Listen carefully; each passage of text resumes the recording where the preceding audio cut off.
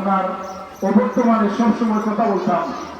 আমি প্রায়ই বলেছি যে আল্লাহ তাআলা ওনাকে যেন যাচাই খায়ের দান করেন। উনি যে কোরআনের প্রতি ভালোবাসা দেখান, ছাত্রের প্রতি যে যত্নশীল আন্তরিক, এটা যেন কিয়ামত পর্যন্ত ওনার মরণ পর্যন্ত যেন আল্লাহ তাআলা এটাকে কবুল করেন। আমরা সবাই বলি আমিন।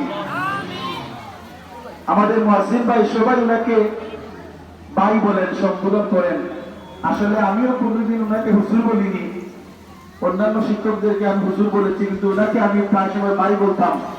আমার ভালো লাগতো ওনার অনেক বিষয় দেখে। আজকে আমরা কিন্তু দেখতে পাচ্ছি, এটা আমি বলে ওনাদেরকে শরম দিচ্ছি না।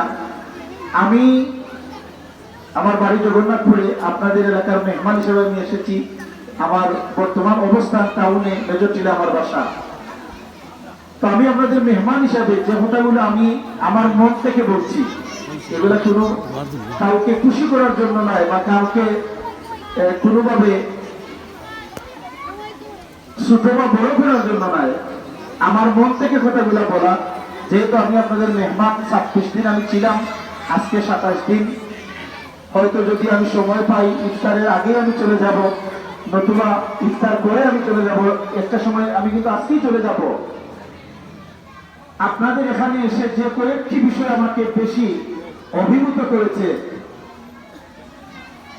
আলিম সমাজের প্রতি আপনাদের এলাকার মানুষের যে একটি মহব্বত, একটি ভালোবাসা, একটি আন্তরিকতা, খুবই আবেগ আপ্লুত হয়েছে আমি।